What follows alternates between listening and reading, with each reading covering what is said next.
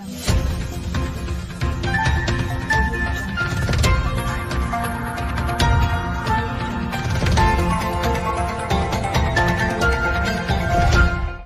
اور لکھنؤ کی شاعری اور اس کا معیار، اس موضوع پر ایک پروگرام ہم آپ کے سامنے پیش کر رہے ہیں، اور ایک انٹرویو بہت ہی شہرت یافتہ شاعر، عالمی شہرت یافتہ شاعر جناب نیّر مجودی کا آپ کے سامنے رکھ رہے ہیں، جس کو ہمارے سنواداتا طاہر حسین ہاشمی نے کور کیا۔ جناب نیّر مجیدی صاحب کے مکان پر نیّر مجیدی صاحب شاعر اہل بیت ہیں، اور ظاہر سی بات ہے کہ یہ کسی تعارف کے محتاج نہیں ہیں، اور ان کو ہر گھر فرد جانتا ہے ان کی مقبولیت کو۔ اس وقت ہم ان سے بات کریں گے ان کے شاعر اہل بیت سے کہ ان کے دل میں خیال کیسے آیا، انہوں نے کس طریقے سے شاعری شروع کی۔ تو جناب نیّر مجیدی صاحب یہ بتائیے کہ آپ نے اپنی شاعری کیسے شروع کی، کس طرح سے آپ کا خیال ہے؟ ناظرین حضرات السلام علیکم۔ پہلے تو میں آپ کا شکریہ ادا کرتا ہوں کہ آپ نے اس کو سمجھا اور ہمارے سلسلے میں کچھ گفتگو کرنا چاہیے۔ اس حوصلہ افزائی اور عزت افزائی کے لیے میں آپ کا شکریہ ادا کرتا ہوں۔ جہاں تک اس کا تعلق ہے کہ شاعری ہم نے کب سے شروع کی، تو اصل میں شاعری جو ہے تو ہماری فطرت میں رچی بسی، ہماری جدیات میں ہمارے والد صاحب اور ہمارے تجسس اعجازی صاحب جو استاد الشعراء میں ان کا شمار ہوتا ہے، اور نانیال میں ہمارے یعنی خاندان اشتہاد میں ایک سے ایک شعراء گزرے، جیسے ماہر لکھنوی، منظر بھیا، سالک لکھنوی، مہدی نظمی، ساغر خیامی، ناجر خیامی، اولاد حسین صاحب شاعر، فضل نقوی جنہیں حسینی شاعر فضل نقوی کہا جاتا تھا۔ کوئی گھر ایسا نہیں پورے ہندوستان میں جہاں قیادہ خانوں ان کے نوحے موجود نہ ہوں۔ تو یہ سب آدمی نشستیں بھی فضل نقوی صاحب کے گھر پر، جو ہمارے حقیقی نانا کے حقیقی بھائی تھے، یعنی ہمارے نانا تھے۔ تو اور ہمارے نانا جو حقیقی سید محمد صاحب گرامی، جو پارٹیشن کے بعد پاکستان چلے گئے تھے، تو وہ بھی بہت اچھے شاعر تھے۔ تو بہرحال یعنی ہم کو دونوں طرف سے یہ یوں سمجھیے کہ یہ شاعرانہ صلاحیتیں جو تھیں دونوں طرف سے ہمارے یہاں موجود تھیں، اس لیے کہ وہ ہم جب اپنے نانیال جاتے تھے تو وہاں بھی شاعرانہ ماحول تھا، گھر میں تو بہرحال شاعرانہ ماحول تھا ہی۔ یہ کہ ہمارے پڑوس میں مولانا اشفاق صاحب، مولانا اطہر صاحب خطیب اکبر، اور ہمارے مولانا آغا روئی صاحب قبلہ رول بلدہ جن کو کہا جاتا ہے اس عام میں، تو یہ سب غضب کی صلاحیتیں تھیں ان لوگوں میں، خطابت کی بھی اور شاعرانہ صلاحیتیں بھی۔ انجمنیں خاص طور سے جو سلام پڑھتی تھیں، منظر کشی کرتی تھیں، تو اس کا بھی ہمیں شوق تھا کہ ہم سب سے آگے کھڑے ہو کر کے سائے بیاض کی منظر کشی کو بھی دیکھتے تھے اور شعر بھی سنتے تھے۔ تو اس زمانے میں ماہر لکھنوی اور ہمارے شہید صاحب جو ظفر ایمان میں، تو ان لوگوں کے سلام، اور ہمارے استاد پیکر جاویدی صاحب وغیرہ ہمارے استاد سے بہت ہی اچھے شاعر تھے، وہ ان کی شاگردی میں ہم رہے، تو وہ ہم کھڑے ہو کے آگے سنتے تھے، تو ہمیں منظر کشی بھی اچھی لگتی تھی اور شعر بھی اچھے لگتے تھے۔ جب کوئی بہت اچھا شعر سنتے تھے تو اس وقت یہ دل چاہتا تھا کاش ایسے شعر ہم بھی کہتے۔ تو یہ وہ اندر جو ہمارے یہاں شاعرانہ صلاحیتیں موجود تھیں، اندر جو ہمارے اندر کا شاعر تھا تو وہ یہ خواہش کرتا تھا، تو وہ شعور ہمارا رفتہ رفتہ بیدار ہونے لگا۔ اور اس کے بعد ہماری اس زمانے میں بھی آخرت پر نظر رہتی تھی زیادہ، کیونکہ ہم لوگوں کو مرتے دیکھتے تھے، لوگوں کے 40واں میں شریک ہوتے تھے، لوگوں کو دفن ہوتے دیکھتے تھے، تو ہم سوچتے تھے کہ ایک دن سبھی کو مرنا اور ہم کو ہی مرنا ہے، اور اگر ہمیں مرنا ہے تو ظاہر ہے کہ وہاں کے لیے کچھ ہونا چاہیے، اور یہاں دامن میں سوائے گناہوں کے کچھ ہے نہیں، تو کوئی نہ کوئی نجات کا راستہ ایسا ہو کہ جو ہم کو مل جائے۔ تو بس یہی سوچا کرتے تھے۔ یاد آیا کہ یہ بہتر راستہ ہے نجات کے لیے کہ اگر نوحے و سلام کہہ کے آدمی مر جائے، انسان مر جائے، تو وہ تو مر جائے گا، لیکن اس کے نامہ اعمال میں ثواب لکھا جاتا رہے گا، ثواب جاریہ اس کے نصیب میں ہوگا، کیونکہ وہ نوح سلام جا بجا پڑھے جائیں گے اذا خانوں میں اور کربلاؤں میں شہادت کے موقع پر اور ایام اعزاء میں، تو ظاہر ہے کہ اس کا ثواب اس کو ملے گا۔ ابھی آپ نے اپنے والد صاحب کا ذکر کیا، جی ایسی بات ہے کہ آپ کے والد صاحب بھی کافی مقبول تھے اور ان میں کافی خوبیاں تھیں۔ اس وقت کے شاعر کے دور میں اور آپ کے دور میں کیا فرق محسوس کر رہے ہیں؟ اس وقت جو ہم نے شعر کہنا شروع کیے، اور دیکھیے ہم نے بتایا آپ کو کہ اللہ کے علم کے نیچے کھڑے ہوئے تو یہ خیال آیا ہم کو کہ اس سے بہتر کوئی نجات کا راستہ ہے، تو میں نے علم کے نیچے یہاں سے آپ نے شاعر اہل بیت جی کی دعا کی ہم نے دعا کہ مولا ہم کو شاعر بنا دیے، تو وہ دعا اسی وقت قبول ہو گئی۔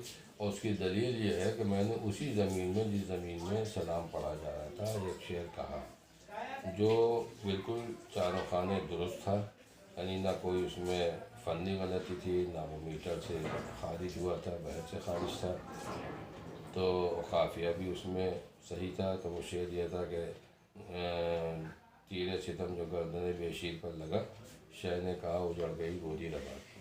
اس کے بعد پھر ہم نے شعر کہنا شروع کیے، تو ظاہر ناموضوع بھی کہے اور اس میں غلطیاں بھی تھیں، میں شعر کہتا تھا، والد صاحب کی خدمت میں حاضر ہو جاتا تھا، وہ اس کو درست کر دیتے تھے، لیکن چونکہ مصروف وہ بہت رہتے تھے تو ان کے پاس اتنا ٹائم نہیں تھا، تو انہی نے مجھے اپنے دوست پیکاں جاویدی صاحب جو استاد الشورا تھے ان سے ملوایا، یا فرنگی محل کے پل پر والد صاحب کا مطب ہوا کرتا، تو ہومیوپیتھک کا میں جا کے مطب کھولتا تھا، بعد میں والد صاحب آتے تھے تو پیکاں جاویدی صاحب وغیرہ سب وہاں آ کے بیٹھتے تھے۔ خیر وہ اس دن آئے تو انہوں نے ہمارا ذکر کیا، تو انہوں نے کہا ڈاکٹر صاحب اب میں اپنے تجربے کے مطابق، میرا تجربہ اس کی اجازت نہیں دیتا کہ ہر کسی کو شاگرد بنا لوں، تو اب میں پہلے ان کو چیک کر لوں گا، ٹیسٹ لے لوں گا، اس کے بعد ہی اپنا شاگرد بنا کر ان میں صلاحیت ہوگی۔ تو انہوں نے ایک مصرع مجھ کو دیا، غم سرور سے جس کو الفت ہے کہ اس میں شعر کہہ کے سنانا، میں نے اسی وقت کچھ شعر کہہ کے ان کی خدمت میں حاضر کر دیے، تو انہوں نے مجھے اپنی شاگردی میں لے لیے۔ تو جب سے میں ان کا شاگرد ہو گیا، پھر میں اپنے شعر کہنے لگا۔ اب یہ کہ اس وقت کی شاعری میں فرق تو زمین آسمان کا ہو گیا ہے، کیونکہ اس وقت ادبی نشستوں کی اور محفلوں کی تہذیب جو تھی وہ تو آج کے شعراء کو چھو کر بھی نہیں گزری ہے، اور اس وقت اساتذہ سے یہ لکھنؤ چھلک رہا تھا، جن میں ہمارے جہاں ماہر لکھنوی، سالک لکھنوی، منظر لکھنوی، شہید لکھنوی، پیکاں جاویدی، شرف اللہ اور انور نواب صاحب، سید نواب افسر صاحب، بیک وقت اتنے استاد الشورا اور اتنے مہنامہ شعراء اہل بیت، یعنی میرا خیال میں کہ میری جب سے آنکھ کھلی ہے شاعرانہ ماحول میں، تب سے میں نے تو نہیں دیکھے، وہ دھیرے دھیرے کر کے رفتہ ایک کر کے سب انتقال ہوتا گیا سب کا، تو ظاہر ہے کہ لکھنؤ خالی ہوتا چلا گیا۔ اب اس وقت لکھنؤ کا حال یہ ہے کہ یہاں لکھنوی شعراء جو ہیں، خالص لکھنوی شعراء، تو ان کو آپ انگلیوں پر گن لیجیے، ورنہ جتنے ہیں سب آ کے بس گئے ہیں اطراف سے، تو باہری کے شعراء جو ہیں تو یہاں بسے ہوئے ہیں زیادہ تر، اور ظاہر ہے کہ وہ شاعری میں فرق بھی آیا کیونکہ لہجے بدلے، یہاں تو ہر 50 کلومیٹر 100 کلومیٹر پر لہجہ بھی بدل جاتا ہے، غذاؤں کی لذت بھی بدل جاتی ہے، کھانا پکانے کا طریقہ بھی بدل جاتا ہے، تو ظاہر ہے کہ شاعری میں بھی یہی ہے کہ تو اب وہ اپنا لہجہ لے کر کے جو آئے، وہ اپنا لہجہ لے کر کے آئے، وہ اپنا لہجہ لے کر کے آئے، اور لکھنؤ سے اساتذہ سب اٹھتے چلے گئے، لکھنؤ میں فقدان ہوتا چلا گیا، یعنی شعراء کا، ایک تو مطلب متا شاعری کی بات ہی نہیں کر رہے ہم تو وہ کے جو شعر کہتے ہیں واقعی شاعر ہے، تو اگر آپ گنیے گا تو انگلیوں پر گن لیجیے گا، خالص لکھنوی شاعر ہے۔ اب ان میں ہمارے تجسس اعجازی صاحب ہیں، سرور نواب صاحب ہیں، کیونکہ شیش محل میں سب زیادہ تر لکھنوی شعراء تھے، انور نواب صاحب کا بھی انتقال ہو گیا، مشتاق صاحب کا بھی، ارشد صاحب کا بھی، سب لکھنوی تھے۔ اب اس وقت سرور نواب صاحب مان لو تو بہرحال ہے، اب صاحبہ صاحب ہے ظاہر ان کے آگے جربلی لگا ہوا ہے، خادم صاحب ہے، اچھے شاعر ہیں، سب بڑے شاعر ہیں، لیکن بہرحال کالج ہے۔ اور ان لوگوں نے بہرحال اس بات کا خیال رکھا کہ جو لکھنؤ کی زبان تھی، جو لکھنؤ کا لہجہ تھا، جو لکھنؤ کی شاعری میں فنی باریکیاں ہوتی تھیں تو ان سب کا ان لوگوں نے بہرحال خیال رکھا، اور اس پر کوئی حرف نہیں آیا ان لوگوں کی وجہ سے۔ لیکن اب آج کل جو آ رہی ہے جو شاعروں کی جماعت جو یہاں نازل ہوئی ہے، تو ان میں ظاہر ہے کہ وہ اپنے اپنے لہجے لے کے آئیں، یہاں تک کہ مذکر و مؤنث بھی ان کو اتنی سمجھ نہیں ان میں کہ مذکر و مؤنث سمجھ سکیں، جو بولتے ہیں وہی نظم کر دیتے ہیں، سمجھے۔ اب اسی طرح سے ہمارا پڑوسی ملک جو پاکستان ہے، تو وہاں سے بھی اس وقت جو نوحے وغیرہ آ رہے ہیں، تو اس میں زبان کا خیال نہیں رکھا جا رہا، مؤنث مذکر کا، مثلا یہ ماہ محرم ہے، یہ ایام اضحیٰ ہے، تو اب یہ کیا بچہ اس کو پڑھ رہا ہے تو اس سے غلط میسج جاتا ہے، لوگ سوچتے ہیں کہ آج کل کی نسل جو سوچتی ہے کہ یہی صحیح ہے، ایام اضحیٰ ہے، جبکہ ایام اضحیٰ ہیں، یوم واحد ہے اور ایام اس کی جمع ہے، یا مثلاً سب بشتی ہے اور فرش ادا بشتہ ہے۔ اب نوحوں میں اور ادھر شعراء میں وہی سب رائج ہو گیا، جو نئی نسل کے شعراء ہیں کہ فرش ادا، زیادہ تر یہی سننے میں آتا ہے، فرش ادا بچھی ہو، فرش ادا بچھی، تو بہرحال فرق تو ہو ہی گیا ہے۔ اور لیکن اب دیکھیے اس کے بعد ہی بہرحال لکھنؤ تو لکھنؤ ہے، ایسا نہیں ہے۔ تو ذکر ہوا آپ سے اہل بیت کی شاعری کے بارے میں، لیکن میری جانکاری میں کہ آپ نے بہت سی کتابیں بھی لکھی ہیں، بہت سے مشاعرے پڑھے ہیں، اور تاریخی مشاعرے میں آپ کے کیا رہا ہے اس کی جانکاری؟ ہاں، مشاعرے ہم نے بہت پڑھے ہیں، اس میں مذہبی شاعری سے ابتدا ہوئی تھی، اور ہمارے گھر میں ہمارے والد صاحب کی اجازت نہیں تھی کہ ہم کبھی غزل کہیں، تو کئی سال تک دل چاہتا تھا، لیکن بہرحال ان کی اجازت نہیں تھی تو غزل نہیں کہتے تھے۔ لیکن ایک دن ہمارے نانا یعنی فضل نقوی صاحب تو گھر آتے ہی تھے، تشریف لاتے تھے، تو آئے تو انہوں نے کہا کہ بھائی نیت تمہاری نوحے سلام تم نے سنے ہیں، آج کچھ غزل کے شعر سناؤ۔ تو میں نے کہا میں نے آج تک غزل کہی نہیں، کیوں نہیں کہی؟ تو میں نے اس کی وجہ بتائی، جس کا میں نے ذکر اپنی کتاب لفظوں کا شعر جو ہماری غزلوں کی کتاب ہے، نظموں کی کتاب ہے، اس میں کیا بھی ہے۔ تو ان کا کیوں نہیں؟ تو ہم نے کہا کہ بھائی والد صاحب کی اجازت نہیں ہے۔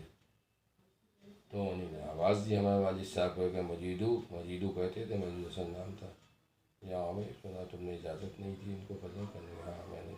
تو کیا تم سمجھتے ہو کہ مطلب صرف غزل میں لب و رخساری کی باتیں ہوتی ہیں، اور زندگی کے مسائل ہیں، یہ ہے وہ ہے، جب تک یہ غزل نہیں کہیں گے تو ان کی شاعری کا نکال نہیں آئے گا، وغیرہ وغیرہ۔ میں کہہ رہا ہوں تو غزلیں کہوں۔ تو جب سے مجھے اجازت ملی غزل کہنے کی، تو ایک باندھ تھا جو ٹوٹ گیا، غزل کہنے کا شوق تھا، غزلیں کہنے لگے۔ تو اس کی بھی اصلاح اپنے استاد ہی سے لیتے تھے، پھر نشستوں میں شرکت کرنے لگے، لکھنؤ کی ادبی نشستیں، کچھ ماہوار نشستیں ہوتی تھیں، کچھ ہفتہ وار ہوتی تھیں، کچھ ترئی ہوتی تھیں، کچھ غیر ترئی ہوتی تھیں، تو نشستوں میں ہم شرکت کرنے لگے۔ اس کے بعد دھیرے دھیرے اکا دکا مشاعرے ملنے لگے ہم کو، مشاعروں میں شرکت کی۔ پھر یہ ہوا کہ ہمارے کیفی اعظمی صاحب ظاہر ہے کہ بڑے شاعر ہندوستان کے، تو ان کا علاج چل رہا تھا پیر کا، تو وہ سب سے پہلے یہاں آ کر کے ایڈمٹ ہوئے تھے بلرام پور ہاسپٹل میں، یہ بات کم لوگ جانتے ہیں۔ تو چونکہ مولانا آغا روی صاحب کے وجہ سے ہمارے تعلقات تھے، تو اور ان کے تعلقات کیفی اعظمی صاحب سے تھے، تو وہ ان کی عیادت کو گئے، تو ہم کو کاظم جربلی کو بھی ساتھ میں لے کے گئے، تو وہاں انہیں تعارف کرایا۔ خیر اس کے بعد وہاں انہوں نے اپنی ایک نظم بھی لیٹے لیٹے سنائی، قطرہ قطرہ ٹپک رہی ہے رات آزاد، نظم ہے ان کی، اور لیٹے تھے سفید چادر اوڑھے ہوئے، تو اس میں ایک شعر ہی پڑھا انہوں نے کہ وہ ہلتے ہیں خود بخود میرے اندر کفن کے پاؤں، یہ مصرع اس کا۔ تو بہرحال اس کے بعد جو میڈیکل کالج میں ان کا علاج چلا، تو میڈیکل کالج ہم اور یہ کاظم جربلی صاحب جاتے ہی تھے، ان کی عیادت پہ جاتے تھے، روز جانے لگے تھے، تو اس بات کو پسند بھی کرنے لگے تھے، اور ان سے مطلب نزدیکیاں ہو گئی تھیں، ہم لوگ میں تعلقات اچھے ہو گئے تھے. تو وہ انہیں نے اپنا کچھ ہم لوگوں میں محسوس کیا بہرحال. اور جب بھی جاتے تو کہتے نئے شعر کہو تو سناؤ، تو ان کو نئے شعر سناتے تھے، وہ حوصلہ افزائی بھی کرتے تھے. تو اس زمانے میں ان کی بیٹی شبانہ اعظمی جو فلمی اداکارہ موضوع تھا ان کا، تو باتوں باتوں میں ہم لوگوں سے کہتے تھے کہ کل شبانہ اعظمی آ رہی ہیں ایئرپورٹ سے. ہم نے کہا برقع اڑ گیا نا، کیونکہ یہاں بھیڑ لگ جاتی ہے. تو جب یہ باتوں باتوں ذکر کرتے تو ہم لوگ 3-4 دن وہاں جاتے ہی نہیں تھے. اور جب وہ اس کی وجہ پوچھتے تھے میں نے کہا مصروفیات تھی، چھٹی نہیں ملی وغیرہ وغیرہ، یہ بات ہو گئی. اچھا اس کے بعد ہمارا اچانک پاکستان جانا ہو گیا. سن 80 میں پاکستان جانا ہو گیا. تو وہاں ظاہر ہے کہ میں 1 مہینہ تک تو ایسے ہی گمنامی کی زندگی وہاں میری گزری، کیونکہ میں شعر ویر کہتا رہا. تو مجھے خیال آیا کہ میں کوئی ایسا شاعر تو ہوں نہیں کہ جس کو لوگ جانتے ہوں، تو مجھے تو خود ہی اپنا تعارف کرانا پڑے گا. آپ نے سازا کیا شاعری کو لے کر؟ جی. تو میں نے کہا خود ہی اپنا تعارف کرانا پڑے گا. تو وہاں سب سے پہلے میں نے پروین شاکر سے ٹائم لیا، ان سے ملاقات کا. تو ان کے پاس گیا تو بس بات شاعرانہ کوئی گفتگو ہو ہی نہیں پائی. خیر و عافیت تک رہی، چائے پلائی، ناشتہ کرایا اور پھر خدا حافظ. پھر اس کے بعد میں جنگ اخبار میں رئیس امروی صاحب کا ایک خطا روز کرنٹ ٹاپک پر پڑھتا تھا. تو مجھے خیال آیا کہ یہ یہاں کی بہت عظیم ہستی ہیں، تو ان سے ملا جائے. تو ان کے بغیر فون کیے ہی دم پر تو تھا نہیں، تو پہنچ گیا تھا اپنے خالہ داد بھائی کو لے کر کے. منور نام جن کا تھا، تو وہاں پہنچ گیا. تو وہاں خیر ان سے کہلایا جا کر کے لکھنؤ سے آئے نیر مجیدی. تو انہیں نے اندر بلایا. ان کے ایک بھائی تھے تقی صاحب جو فلسفی تھے، تو وہ دونوں لان میں اپنا محمود گفتگو پہ بلایا. تعلق میں نے اپنا کرایا. بہت خوش ہوئے، لکھنؤ کے حالات پوچھے، لکھنؤ کی شاعری کے بارے میں. اس کے بعد انہوں نے کچھ کلام ہم سے سنا. کلام سننے کے بعد بس ایک جملہ کہا فلسفہ ان کے تقی صاحب کی طرف دیکھ کے، رئیس امور سے، ماشاء اللہ کلام میں ابھی سے پختگی ہے. چائے وائے پی. اس کے بعد جب چلنے لگے تو کہنے لگے تم 24 مارچ کو یہاں آ جانا شام کو. تو مجھ میں اتنی بھی ہمت نہیں تھی کہ میں پوچھوں کیوں آ جاؤں. میں نے جی حاضر ہو جاؤں گا. اب آج چلا ہے 24 مارچ کو جب ہم منور صاحب بس سے گئے تو راستے میں جون ایلیا بھی بس میں تھے، کھڑے ہوئے تھے. تو اس نے تعارف کرا بھائی نے کہ یہ ان کے بھائی ہیں رئیس امروی صاحب کے. خیر ملاقات ہوئی. ہم نے کہا وہیں جا رہے ہیں ہم لوگ ان سے ملاقات کریں. اچھا لکھنؤ سے آئے. بس اتنی بات ہوئی بس میں. اور اس کے بعد خیر جب وہاں اترے جا کے ان کے گھر پہنچے تو باہر بہت سی گاڑیاں، کاریں اور سب کھڑی ہوئی تھیں. تو ایسا لگ رہا تھا کوئی فنکشن ہے. تو ہم لوگوں نے آپس میں سوچا اگر کوئی فنکشن ہے تو کوئی گفٹ لے کے ہم لوگ آئے نہیں ہیں، تو مناسب نہیں ہے شرکت کرنا یہاں. تو فیصلہ یہ کیا کہ واپس چلیں. لیکن پھر ہمارے بھائی نے کہا چلو دیکھ تو لیں کم سے کم کیا ہے. تو خیر وہاں گئے تو جا کے دیکھا لان میں صوفے پڑے ہوئے ہیں، کرسیاں پڑی ہوئی ہیں، اور سب شعراء اور ادیب کراچی بھر کے سب اکٹھا ہیں، اور ایک کسی شخص سے گفتگو ہو رہی ہے بیچ میں بیٹھا ہوا. تو خیر ہم لوگ جیسے ہی اندر گئے تو رئیس امروی صاحب کی جب ہم پر نظر پڑی تو ہاتھ کے اشارے سے انہوں نے بلا کے اپنے پاس بٹھایا. اب یہ ان کا بڑا پن کہ انہیں اتنی عزت دی جو ہم سوچ نہیں سکتے تھے. انہوں نے کھڑے ہو کے کہا کہ بھئی اس وقت ہماری اس محفل میں انڈیا سے ایک نہیں بلکہ 2 مہمان ہیں. ایک تو شمس الرحمان فاروقی صاحب جن سے ہم لوگ بات چیت کر رہے ہیں، اور ان سے بات چیت کے بعد ہم لوگ صرف نوجوان شاعر نیر مجیدی کا کلام تو آپ کے لیے بہت خوشی کا موقع بہت رہا ہوگا جی. بہت یہ سوچا بھی نہیں تھا. نیر مجیدی کا کلام سننے کا ہمارے ہاتھ پیر وہ تھر تھری پڑ گئے کہ اتنے بڑے عہدے بہت خوش ہو رہا تھا. بہرحال ہم نے 2-3 غزلیں پڑھیں. اب ظاہر ہے کہ وہ رئیس امروی صاحب کے گھر کا پروگرام تو، اور پھر یہاں سے شمس الرحمان فاروقی بھی اس زمانے میں بہت مشہور نام تھا، بہت بڑا نام تھا، اور آج بھی ہے لیکن اس زمانے میں بڑا مشہور نام تھا. تو وہ سارے اخبارات نے وہ خبریں بڑی بڑی سرخیاں لگا کے چھاپیں. تو اس ناچیز کا بھی ذکر ہوا.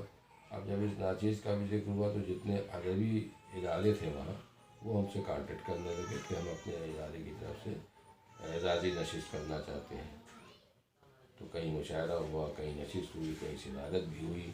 تو یہ ہوا تو روز ہمارا مطلب کوئی نہ کوئی مشاعرہ رہتا تھا. تو اس کے بعد 2 مہینے اور رہے تو مسلسل مشاعروں نشستوں میں شرکت کرتے رہے. تو اس طریقے سے ہماری وہاں ہم نے بہت ساری نظمیں بھی کہیں، اور وہیں پہنچ کے ہم نے خاصوں سے میرج ہال نظم کی تھی، کیونکہ یہاں وہ تصور ہی نہیں تھا اس زمانے میں. یہاں گھروں میں شادیاں ہوتی تھیں اور وہاں میرج ہال میں شادی ہوتی تھی. تو میں اس سے متاثر ہوا، جب گزرتا تھا لائن سے میرج ہال بنے، آج یہ 2 میرج ہال سجے ہوئے، کل یہی 2 میرج ہال اجڑے پڑے ہیں، دوسرے سجے ہوئے ہیں. تو اس سے میں متاثر ہوا تو میں نے وہاں نظم کہی، وہ پڑھی بھی، بہت مشہور بھی ہوئی، بہت پسند کی گئی. اور یہاں جب انہوں نے ملک زادہ صاحب نے لکھا مقدمہ میری کتاب لکھنے کے شہر میں، تو اس بات کا ذکر بھی کیا خاص طور سے کہ اردو ادب میں یہ اس سبجیکٹ کو اس سے پہلے نظم نہیں کہی گئی، تو یہ اس میں اضافہ ہے. تو اس کے بعد سے جب واپس آئے تو پھر ظاہر ہے کہ مشاعرے بھی پڑھنے لگے. تو مشاعرے بڑے بڑے شعراء کے ساتھ پڑھے، خمار صاحب کے ساتھ پڑھے، اور آپ کے یہ شمیم جے پوری دنوں میں تھے، اور حسن کمال، اور ساغر اعظمی، اور نور اندوری، راحت اندوری اس زمانے میں نئے نئے تھے.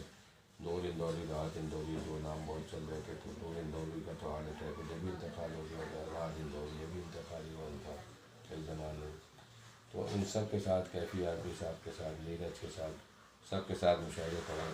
اور نوشاد صاحب کی بھی چیف گیسٹ تھے، یہاں لکھنؤ میں مشاعرہ ہوا تھا، تو خمار صاحب کی صدارت میں اور چیف گیسٹ تھے، تو اس میں بھی اس ناچیز نے حصہ لیا تھا.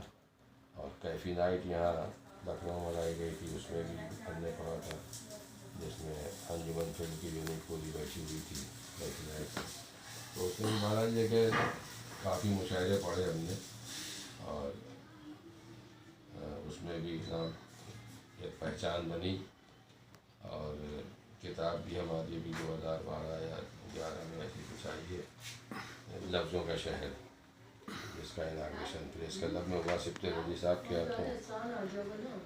اس طریقے سے ہم نے مشاعرے پڑھے. اب چونکہ ہمیں ضرورت محسوس ہوئی کہ ہمارا جو خاص مقصد ہے شعر کہنے کا وہ مدح اہل بیت ہے. ہاں، مقصد اس پر کہ آپ کا جو مین مقصد ہے تو وہ میں نے کچھ بات کرنا چاہتا ہوں. ادھر کافی حسرتیں ہماری پوری ہو چکی تھیں، اور ادھر ضرورت محسوس کی میں نے، کیونکہ دفاعی شاعری کا زمانہ آ گیا تھا، اور اہل بیت کی شان میں، عزاداری کی شان میں کچھ ساخیاں اور کلامیاں ہونے لگی تھیں. تو میں نے دفاعی شاعری کا رخ اختیار کیا، اور ان باتوں کا جو اہل بیت کے خلاف جاتی تھیں، ان باتوں کا جواب دینا شروع کر دیا، قرآن و حدیث کو دلیل بنا کے ان کی روشنی میں. وہی دفاعی شاعری کا انداز آج بھی باقی ہے. اس کا یہ مطلب نہیں کہ ہم نے خاص مدح کے شعر نہیں کہتے ہم، کیونکہ 12-14 انجمنیں آج بھی ہم سے وابستہ ہیں. لکھنؤ کی کئی انجمنیں ہیں جن کو کلام دیتے ہیں، سلام دیتے ہیں، وہ سالوں ہوتے ہیں، اور محفلیں ترہی بھی ہوتی ہیں، غیر ترہی بھی ہوتی ہیں. تو ہر طرح کے شعر کہتے ہیں، اور خاص طور سے یہ ہمارا محفلوں کا اور مصالحوں کا جو ہے سلسلہ وہ جاری ہے، اور انشاءاللہ آخری سانس تک جاری رہے گا. اور ایسے کہیں ادبی نشست ہوتی ہے، کوئی مصرع نکلتا ہے تو اس میں شرکت بھی کر لیتے ہیں، چلے بھی جاتے ہیں، لیکن سارا وقت اس میں. اہل بیت جناب نیّر مجیدی صاحب، جنہوں نے اپنے غزلوں اور شاعری کے بارے میں بہت اچھی ہم کو جانکاریاں دیں. یہ صرف اپنے ملک ہندوستان ہی تک محدود نہیں رہے، بلکہ انہوں نے غزلوں اور شاعری کا منچ پاکستان میں بھی ساجھا کیا ہے. بلند آواز کے لیے طاہر حسین ہاشمی، لکھنؤ.